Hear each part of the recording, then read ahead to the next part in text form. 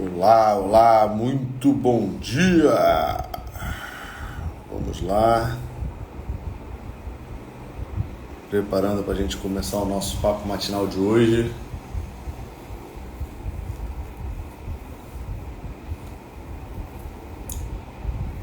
Olá, olá, bom dia, Lana. Tudo bem?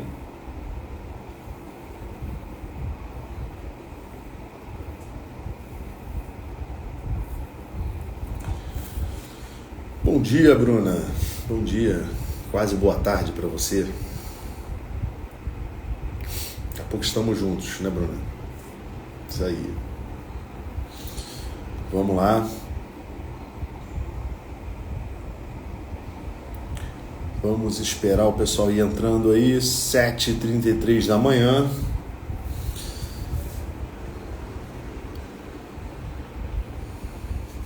Bom dia, bom dia. Hoje a gente vai falar de um tema que, assim, talvez o nome não seja muito atrativo, né? Bom dia, Andressa, tudo bem? Talvez o nome não seja muito atrativo, mas é algo importantíssimo que a gente vai falar hoje. Tá? Importantíssimo. E é um problema que afeta muitas pessoas. Aí já são 10h30, né? Mas ainda é bom dia, né? Ainda é bom dia. Bom dia, olha aí o meu pai. Meu pai.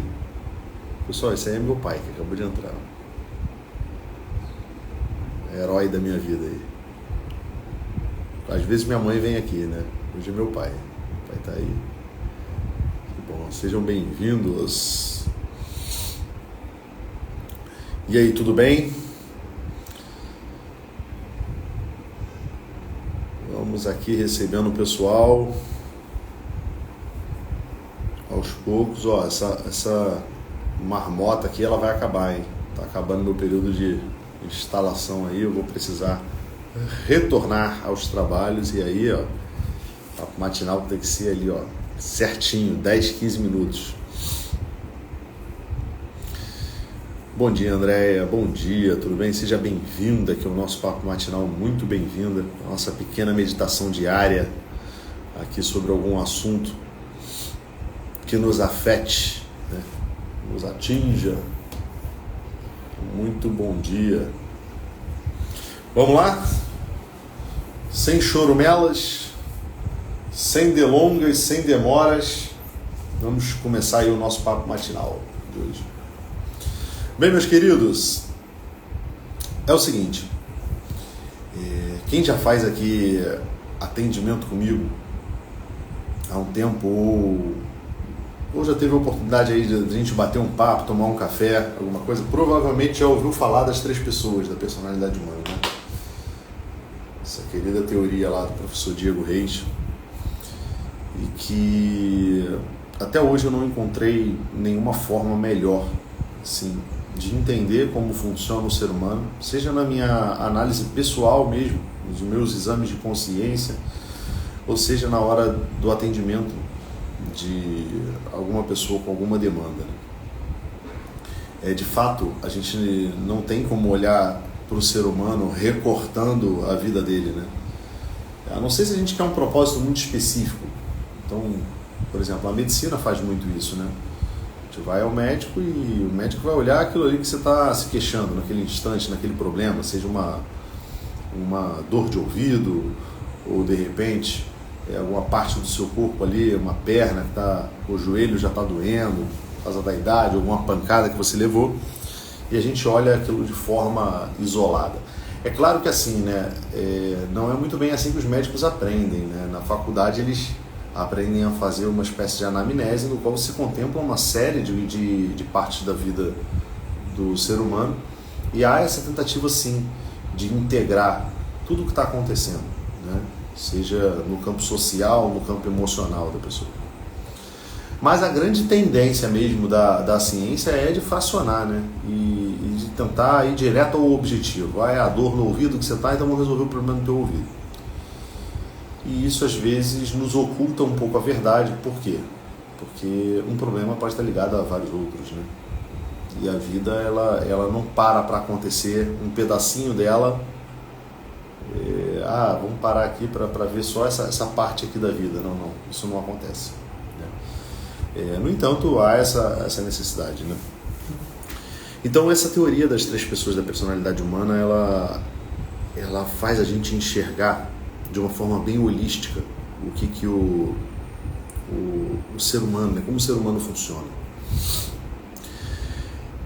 E o que seria essa teoria, Maurício? Assim, mais uma vez falando aqui, principalmente para as pessoas que estão chegando há pouco tempo aqui. Né?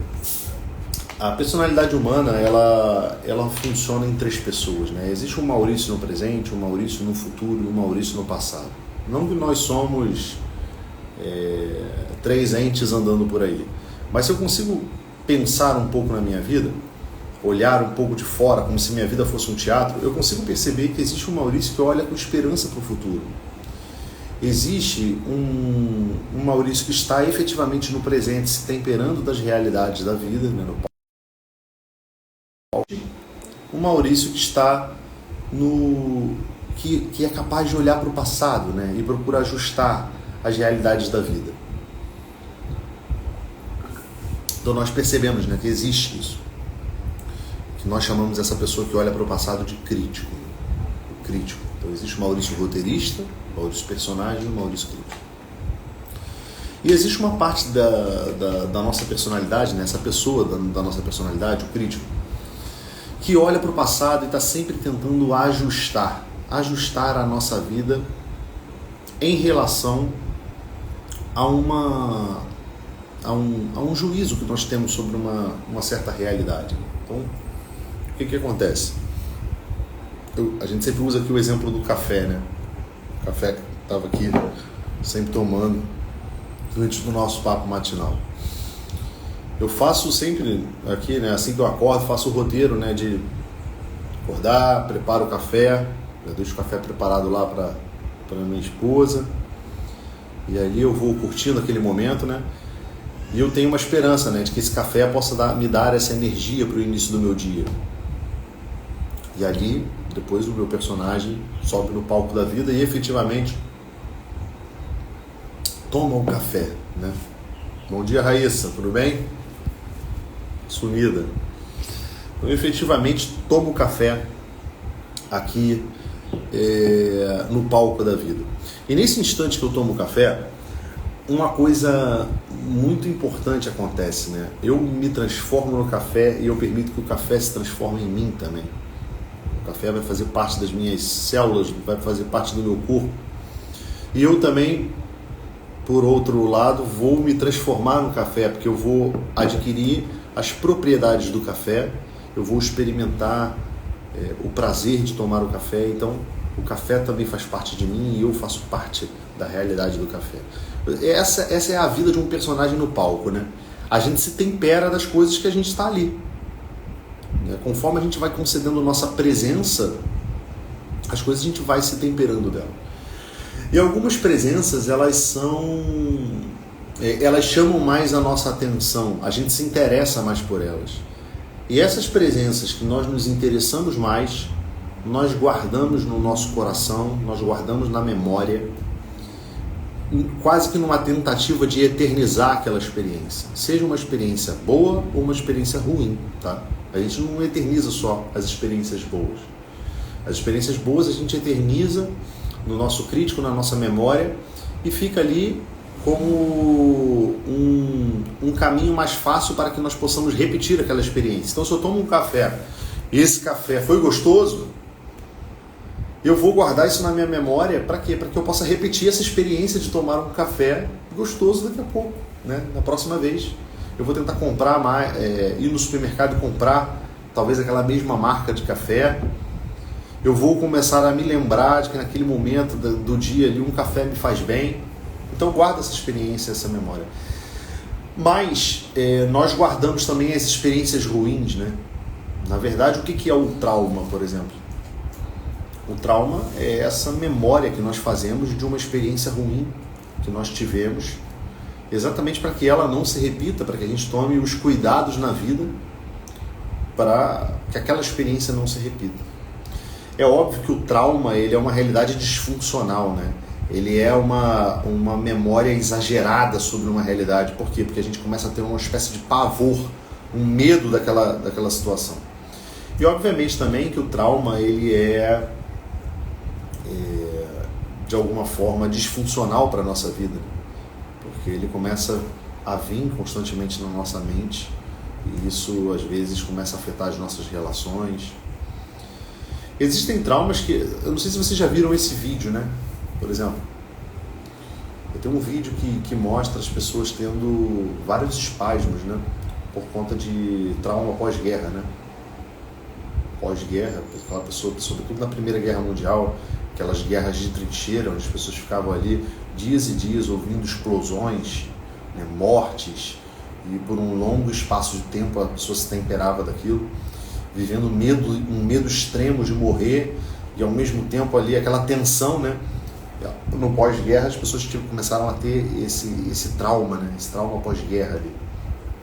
O que é isso? É essa eternização dessa experiência da presença. E é óbvio que aquilo é disfuncional, porque chega um momento em que a guerra acabou. E no momento que a guerra acabou, aquilo ali ainda continua prejudicando a vida da pessoa. Mas eu quero falar hoje do crítico para vocês numa outra realidade. Porque o que acontece? Depois que nós vivemos uma experiência, cada uma dessas pessoas da personalidade humana, ela sempre está se relacionando com um bem que está no meio. Um bem que está no meio. Então veja, usando mais uma vez aqui o exemplo do café. O roteirista, que é essa pessoa minha que está no futuro e está sempre vivendo com uma esperança, qual é a força que liga o roteirista ao bem, ou seja, ao café? O bem é o meu café, né? Estou usando esse exemplo simples aqui, mas essa bola que está no meio, esse bem, pode ser qualquer outra coisa. Pode ser a minha família, pode ser Deus, pode ser qualquer coisa que eu sinta que possa, de alguma forma, me realizar. Isso eu chamo de bem. Então, veja, estou colocando aqui o exemplo do café para ficar simples e a gente entender. Então, como é que o meu roteirista ele se relaciona com esse bem? Existe uma força no meu roteirista, uma força nesse Maurício que vive no futuro, que o conduz para esse bem. E nós chamamos essa força de vontade. Ou seja, mesmo quando o café ainda não está aqui e eu estou pensando em fazer um café, qual é a força que me liga a efetivamente ir lá e fazer o café? É uma coisa chamada vontade, que é essa espécie de anseio por um bem que ainda está ausente. Ele não está aqui presente na minha realidade, mas eu já consigo imaginá-lo, eu já consigo querer ele, estando ele ausente. Vou tomar um café. Isso é a força que puxa o meu roteirista para encontrar esse bem, para se realizar com esse bem, que é o café aqui no meu exemplo. Agora, o meu personagem, quando ele sobe no palco da vida, ele já não tem mais esse anseio por um bem que está ausente. Por quê? Porque o meu personagem está ali ao vivo fazendo café. O que vai trazer, convocar o personagem a se unir a esse bem, será uma outra coisa que nós chamaremos de desejo, né? Ou apetite desiderativo, apetite concupiscível. Ou seja, existe algo em nós que nos convoca para esse bem, Quando a gente está diante de um bem, seja um sorvete que a gente gosta, um prato gostoso, o café quentinho, ou de repente, no mundo dos relacionamentos, aquela mulher bonita que você viu, aquele homem que você achou bonito, pintoso. Então o que acontece? Isso daí atrai os teus sentidos, né? Existe essa capacidade em nós, essa faculdade em nós, esse apetite em nós que nos convoca para aquele bem. Ou de repente, quer ver? Quando você está vivendo alguma realidade específica na vida, né? Por exemplo, eu estou na fase que eu estou montando a parte da minha casa, montando o meu escritório. Então, quando eu vou numa loja que tem ali artigos de decoração, alguns móveis, aquilo ali atrai a minha visão. Por quê? Porque eu estou interessado nisso.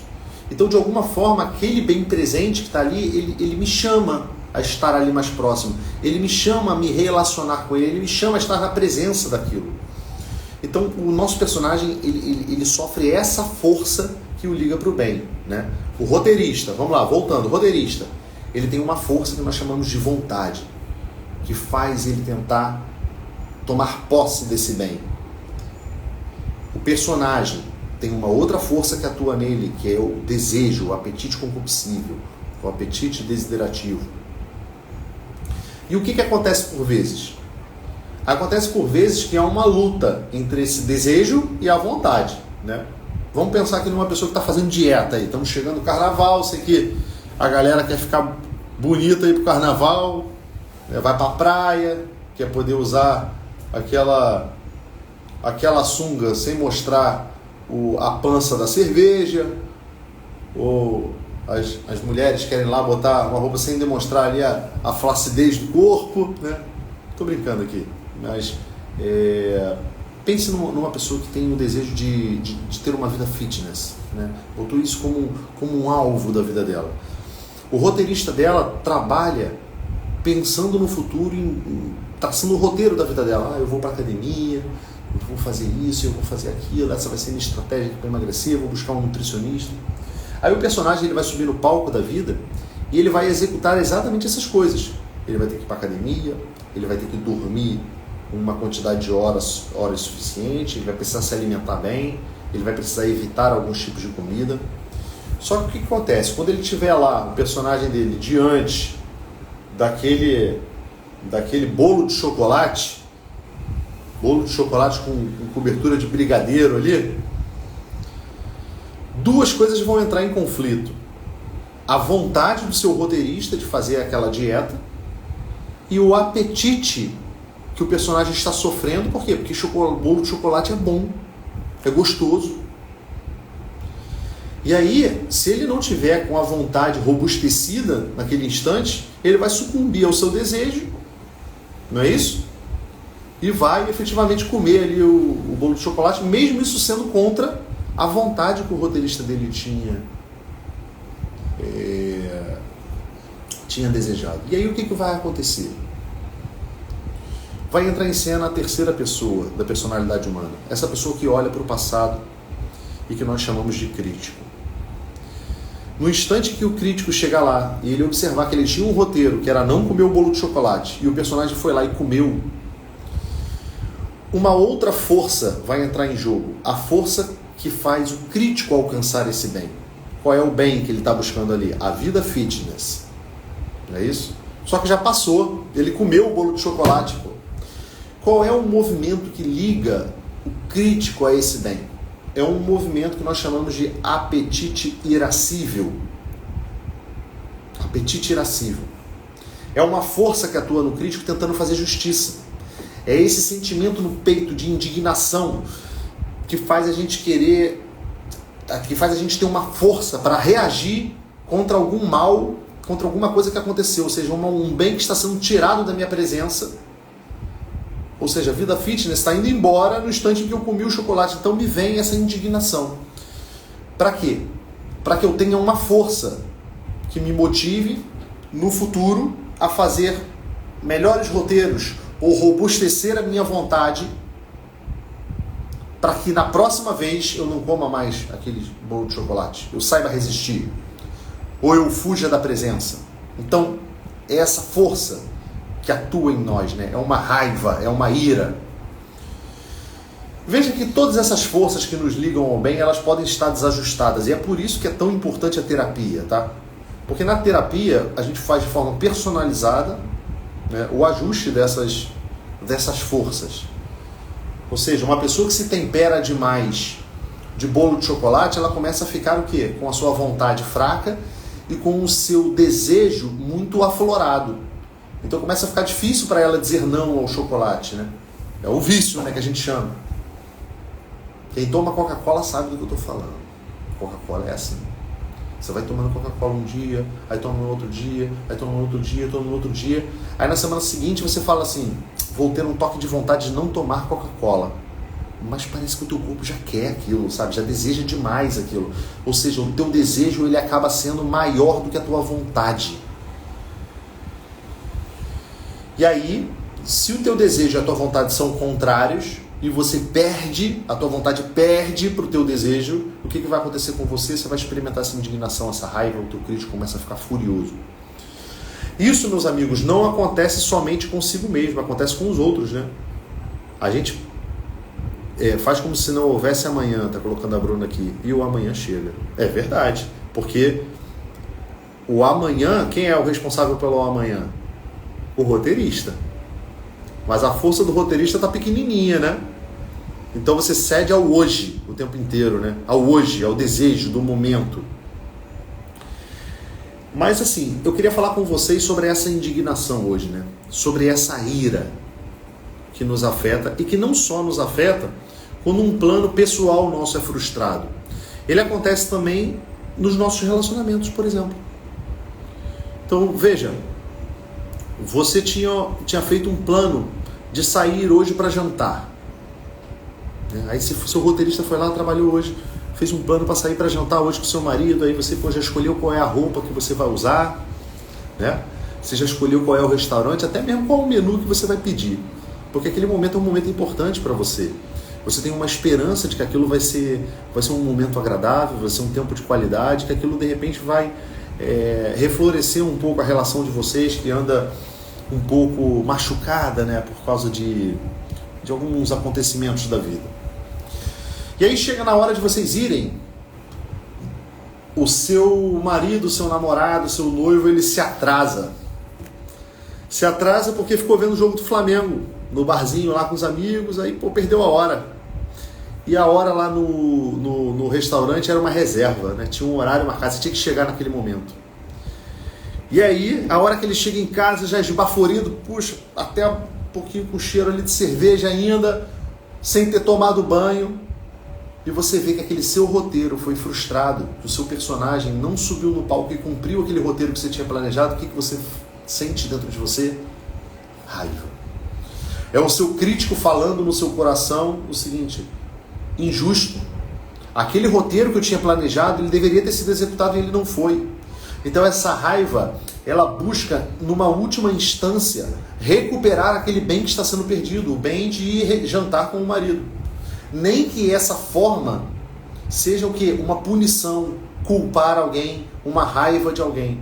Então perceba que isso que eu estou contando para vocês aqui, esse movimento da personalidade humana, ele serve para o café, ele serve para o relacionamento com o marido, mas ele serve também para o relacionamento com Deus.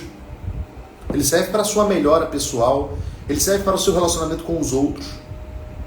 Então é óbvio que essa estrutura, ela acaba sempre funcionando dessa forma, porque essa estrutura ela é inata do ser humano. É assim que o ser humano funciona. Antropologicamente é assim que o ser humano funciona. E aí o que acontece às vezes com a nossa vida, né? Hoje eu quero me focar em uma espécie de raiva que a gente sente contra nós mesmos quando nós cometemos algo que nós não gostaríamos de fazer. Nós estamos ainda no início do ano, estamos chegando ainda agora em fevereiro, né? Chegamos agora em fevereiro, ou seja, o segundo mês do ano. Então ainda está latente, ainda está vivo dentro de nós, por exemplo, os propósitos que nós fizemos de fim de ano. E seja sincero com você mesmo. Quantos desses propósitos que você fez, que nesse instante, agora você já está se vendo falhar? Poxa, Maurício, eu prometi que eu ia me alimentar melhor esse ano e não falhei, ainda não fiz até agora.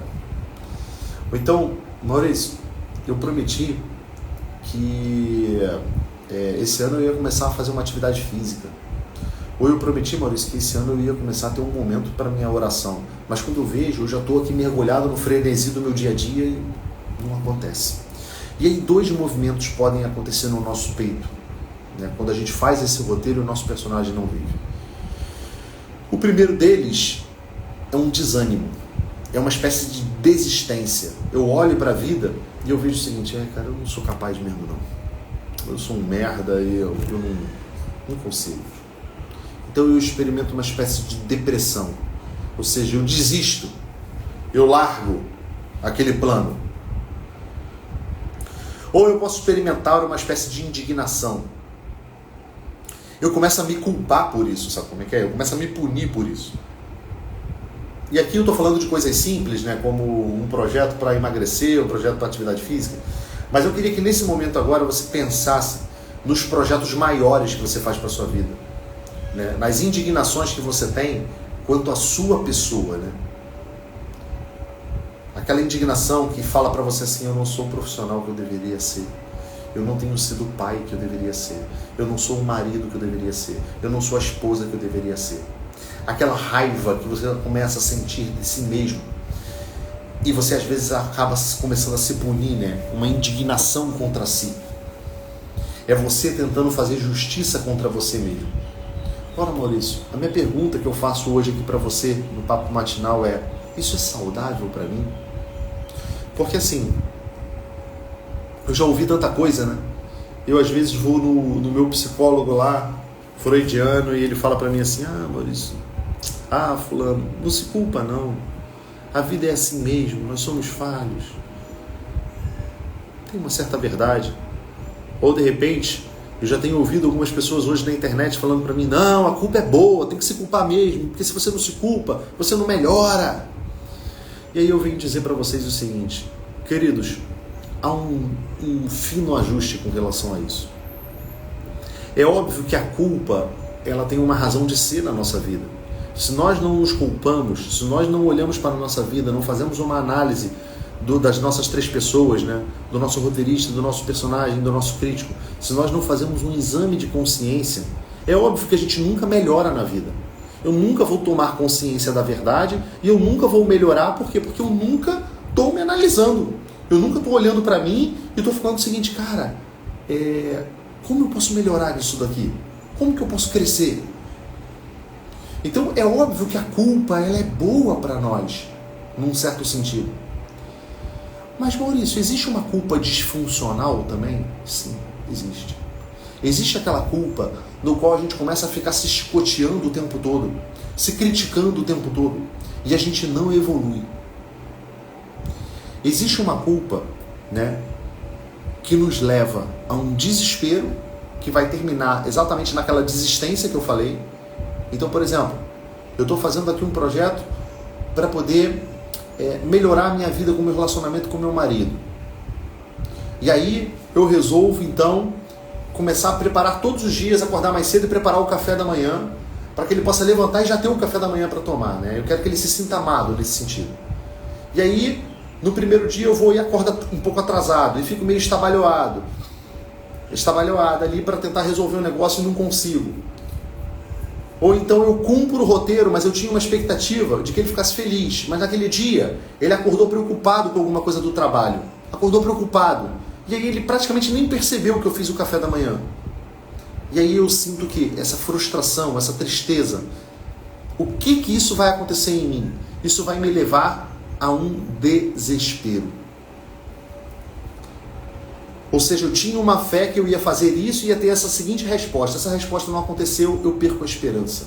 Ou seja, eu já começo a não fazer mais planos futuros de repetir esse processo amanhã ou depois de amanhã. Eu desisto daquilo ali. Então veja que essa culpa, esse olhar que acha que tudo é culpa nossa também, isso leva ao desespero. Mas existe ainda uma armadilha mais peculiar que acontece na nossa alma, que não é só essa desesperança, mas é uma espécie de soberba. Uma espécie de soberba quando eu acho que tudo é culpa minha. Que tudo é culpa minha. Quando eu começo a olhar e achar que tudo depende de mim. Então eu olho para o meu casamento, eu vejo que as coisas não estão indo bem, e eu fico o tempo todo pensando o seguinte: não, mas aí eu tenho que mudar isso, eu tenho que mudar aquilo, isso acontece porque eu não estou fazendo isso, aquilo acontece porque eu não estou fazendo aquilo. O que tem por trás disso tudo também? Tem por trás disso tudo também uma soberba. Uma soberba que acha que todas as ações, elas precisam depender de si. Existe um egocentrismo instalado nessa história. Existe um Maurício que está olhando para si mesmo e se colocando como centro, egocentro, ou seja, colocando o seu eu no centro, como se tudo dependesse das ações dele. Como se tudo na vida fosse uma espécie de um efeito borboleta, né? As coisas acontecem porque... só que efeito borboleta no sentido... o efeito Maurício, né? Ou seja, tudo que o Maurício faz muda a conjuntura do universo. E a verdade é que não é muito bem assim, tá? Não é muito bem assim. Nós também temos uma certa irrelevância na vida. Nós precisamos ter a consciência de que existem certas coisas na vida que não dependem muito de nós. Né? E que às vezes na vida nós precisamos nem sempre atuar com a ação, mas nós deveremos exercitar a nossa passividade diante de algumas coisas da vida. Né? Ou seja, a qualidade do nosso arrependimento, em última instância, ela depende de dois grandes sinais: a tranquilidade e a firmeza. Como que a gente pode olhar para a nossa vida e saber se o nosso arrependimento, se essa nossa culpa ela é sadia? Se essa culpa ela é tranquila e ela é firme. Ou seja, eu combinei ali com a minha esposa de sair para jantar, e aí eu falhei, ou eu achei que ia dar tempo de fazer tal coisa e eu não fiz. É óbvio que se eu tenho uma estima pela minha esposa, eu vou me culpar por aquilo ali quando eu chegar em casa e ver o rosto de decepção dela. Mas essa culpa, ela não pode ser uma raiva contra si, tá entendendo? Uma ira contra si. É claro que essa ira, ela vem. Essa ira vem como uma força que quer bater no peito e dizer: por minha culpa, minha tão grande culpa. Isso acontece quando a gente está lutando contra um vício também. Maurício, eu hoje sou viciado em joguinho, né? E aí eu prometo para mim mesmo que eu não vou jogar.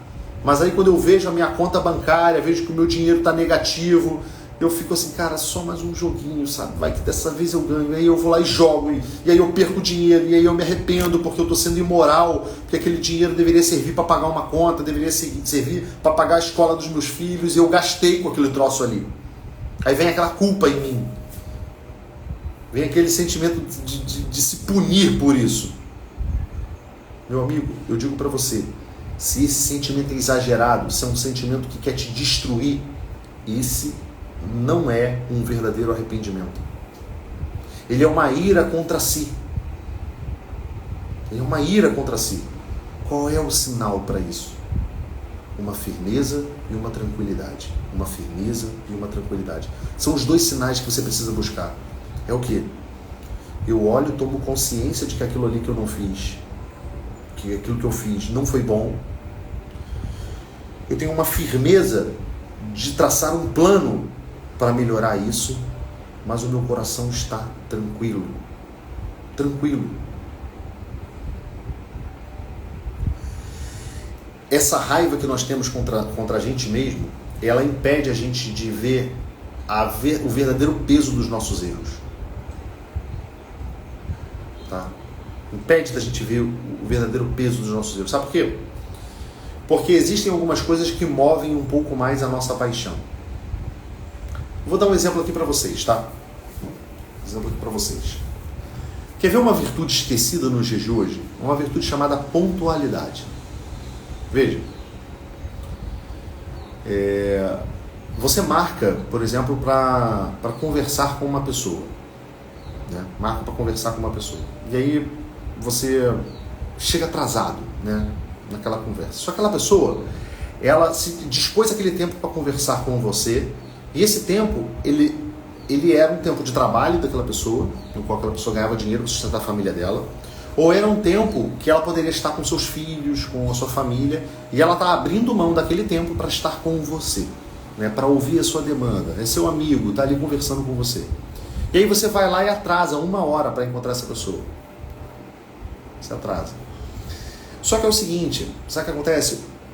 Hoje isso está tão banalizado, né? A pessoa não falou nada para você, ela não, por ser uma pessoa muito virtuosa, quando você chegou lá atrasado, ela sorriu para você, ela te recebeu bem, ela não comentou nada sobre o assunto. E aí aquilo ali não te dói. Aquilo ali não te dói.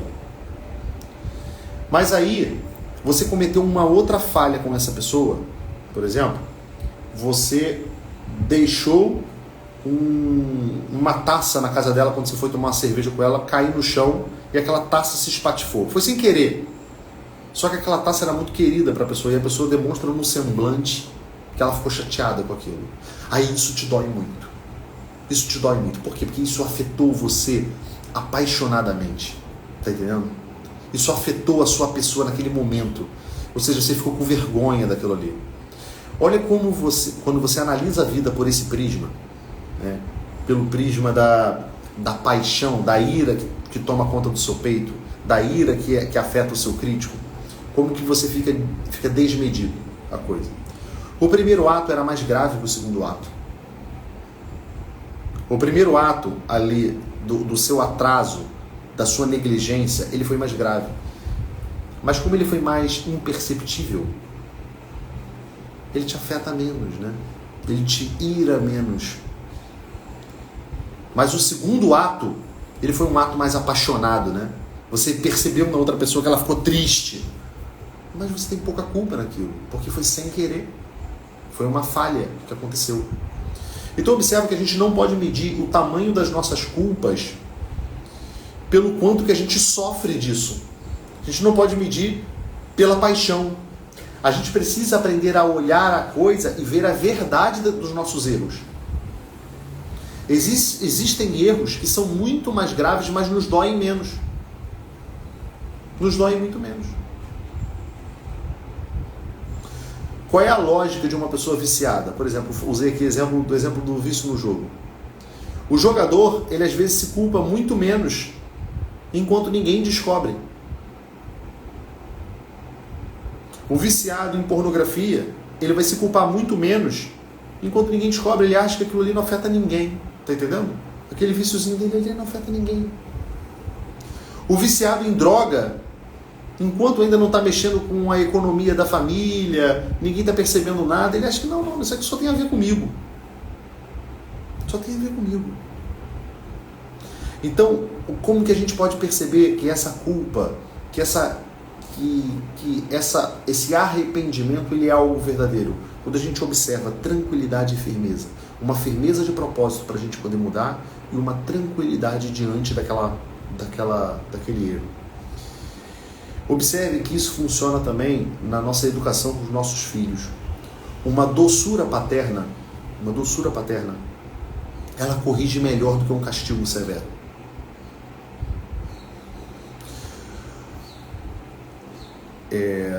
Eu tive 2 ocasiões aqui ontem, assim, que eu posso dividir com vocês, né?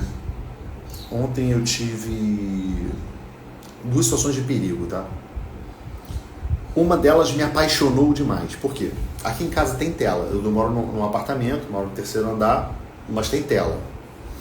Só que teve um momento que um coleguinha chamou um dos meus filhos lá embaixo e ele subiu no parapeito e ficou em pé no parapeito. Aquilo me afetou apaixonadamente. Eu peguei, dei 2 tapinhas no bumbum dele e disse assim: nunca mais faça isso! Ele começou a chorar, desesperado, porque eu não tenho esse costume, né, de fazer isso, mas eu fiquei afetado com aquilo, né? Nossa, que risco que meu filho está correndo!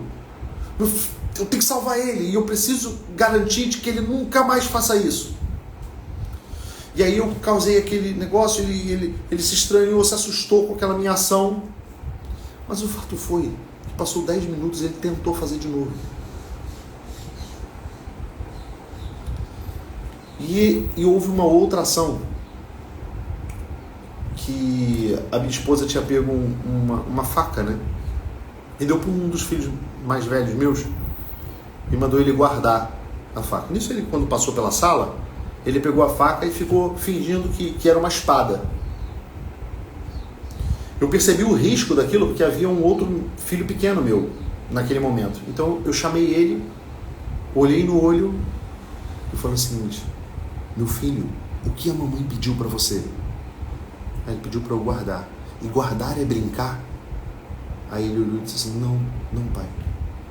Aí eu falei: você sabe o risco disso que você fez? Você imagina se sem querer o seu irmão pequeno corta alguma parte do corpo, por exemplo, o pescoço, com essa faca que está na sua mão, mesmo que tenha sido sem querer. Como você lidaria com a culpa de passar uma vida sem ter teu irmão? E aí meu filho olhou para aquilo assim e falou: ele caiu em si. Aí ele me deu um abraço: eu vou guardar a faca, papai. E foi lá guardar a faca. Veja, com uma correção serena, tranquila, paternal, doce, tem um efeito muito maior do que uma reação afetada, apaixonada. Isso também acontece conosco. Essa coisa de você... É claro que faz parte do arrependimento isso também, né? A gente prantear, a gente chorar alguma culpa de alguma coisa. Mas depois isso precisa dar espaço a uma tranquilidade e a uma firmeza de propósito. Porque caso contrário, a gente perde a eficácia dessa mudança, dessa metanoia, desse arrependimento. Então, qual é o caminho que a gente precisa hoje com relação a essa ira contra si? Buscar diante das nossas falhas na vida. A gente precisa se esforçar para sentir muito mais a dor da nossa traição, da traição vocacional que a gente tem, né? Eu sou pai e estou passando pouco tempo com os meus filhos. Esforce-se por perceber o quanto você está traindo a tua vocação naquilo ali e faça firmes propósitos para você mudar. Muito mais do que você sentir o teu orgulho ferido, como alguém que está falhando na sua missão, como se tudo dependesse só de você. Ou essa dor apaixonada, sabe? Que leva a gente a tentar atos bruscos, a mudar da noite para o dia, porque é muito mais para a gente odioso a gente perceber que não tem a virtude ainda, do que propriamente corrigir os nossos erros. Mais do que a gente sentir a dor pelo orgulho nosso que está ferido, o que a nossa vida precisa é de mudança, é de conversão. E a mudança, ela requer calma, tranquilidade e constância. Pequenas atitudes todos os dias. As pessoas me dizem: Maurício, como é que eu vou resgatar o meu casamento, que já está tão ferido por tantas coisas? Pequenas virtudes trabalhadas todos os dias em você. Para de culpar o outro, esquece o que o outro está fazendo ou deixando de fazer. Olha, identifica as suas culpas nisso tudo. E não chora desesperadamente as suas mágoas, mas vê o seguinte: o que está faltando? Eu não estou conseguindo demonstrar o meu amor para o meu marido não está se sentindo amado? Ok. Qual seria a atitude apaixonada e errada nessa história? Eu vou fazer uma grande festa, vou comprar um buquê de flores e vou fazer um jantar e aquela coisa toda. Grandes planos que vão acontecer uma vez. Não.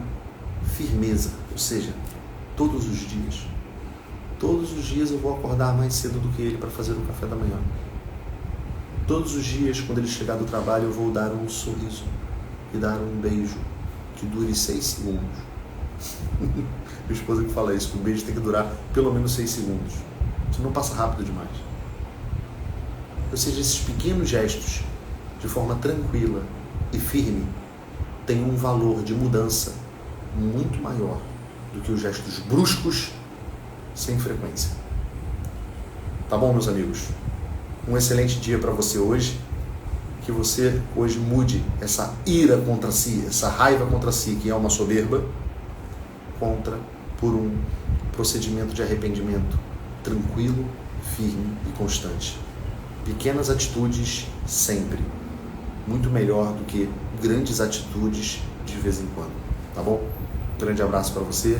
Fique com Deus. E até amanhã no nosso próximo Papo Matinal.